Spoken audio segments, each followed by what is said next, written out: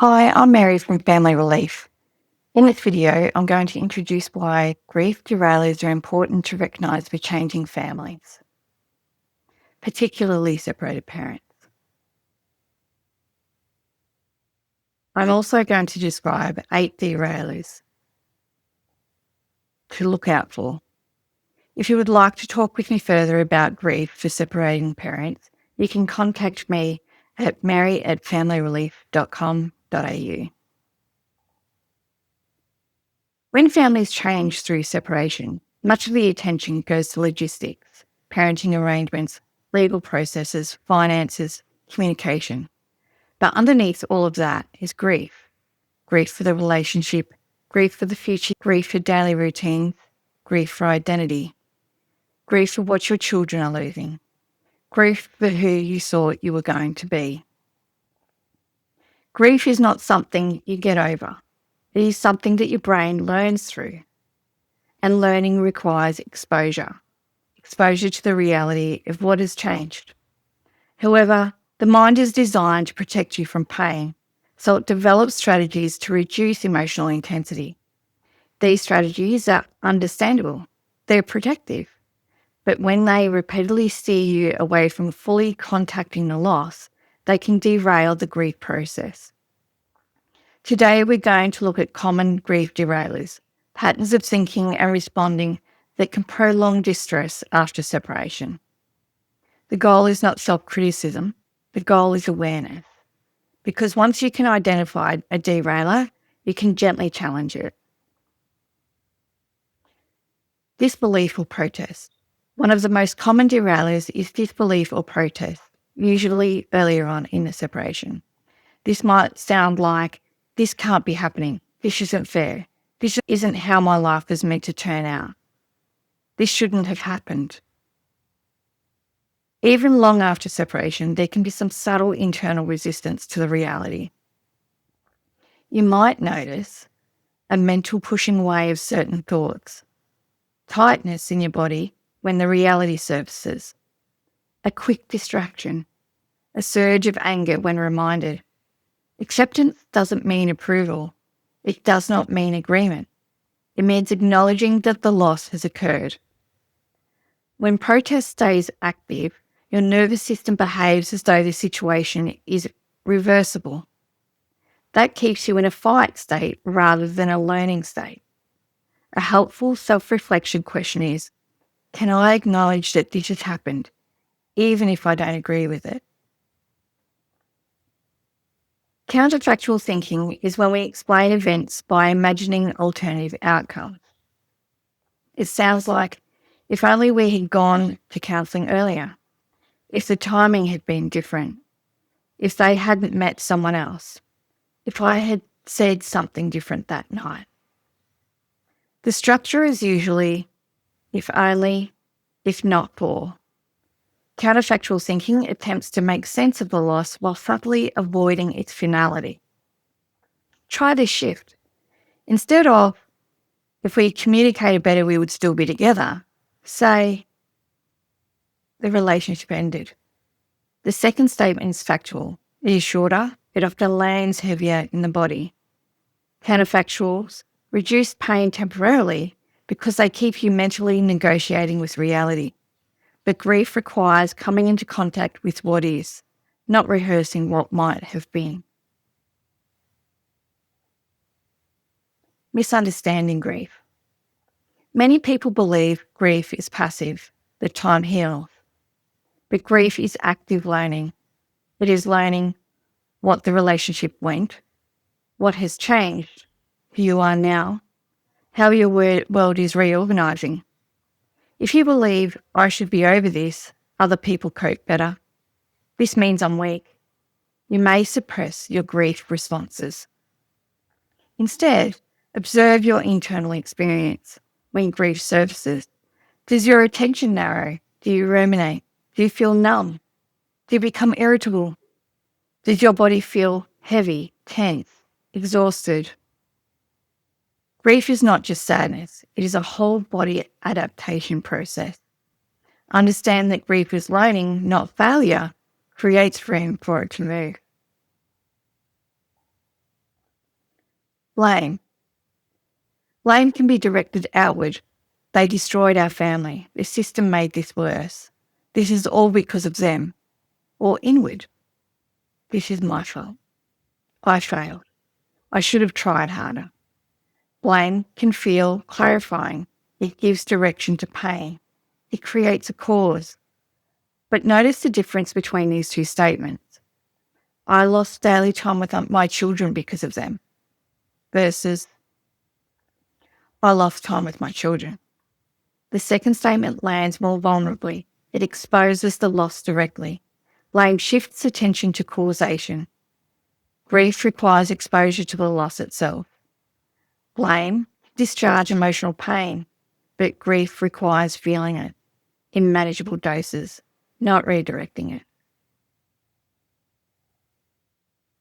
Survivor guilt. Survivor guilt in separation is often subtle. It is what stops you from feeling good. It sounds like, I don't deserve to enjoy this. They should be here. It's not right for me to feel okay. If I move forward, it means it didn't matter. For example, you consider cooking your child's favourite meal, but they're not with you. Then you think, I won't cook that. They're not here. They should be here to enjoy it. I couldn't enjoy it without them. On the surface, that sounds loving, but underneath, it may be survivor's guilt.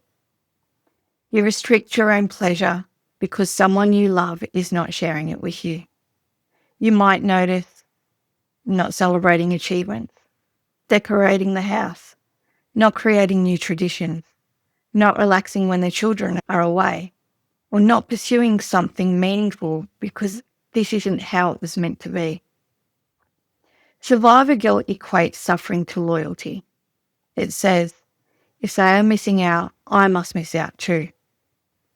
But preventing yourself from experiencing joy does not honour the loss. It suspends your life at the point of separation. There is a difference between they're not here tonight and I miss them and they're not here so I'm not allowed to enjoy anything.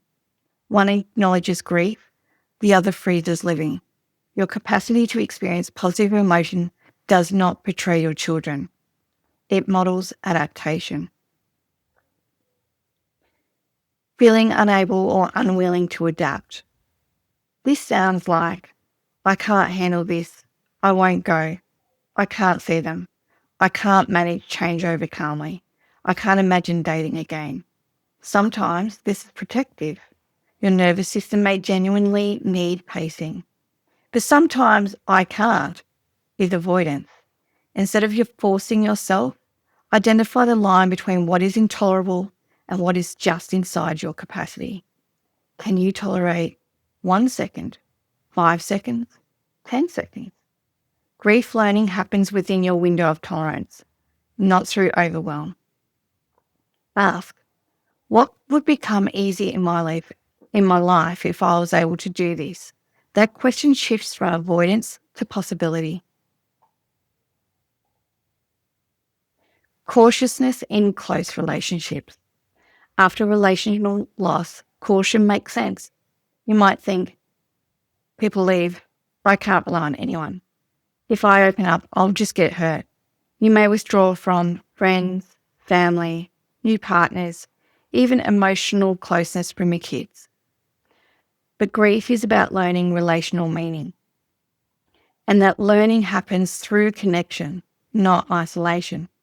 Instead of avoiding, ask, how can I safely lean in?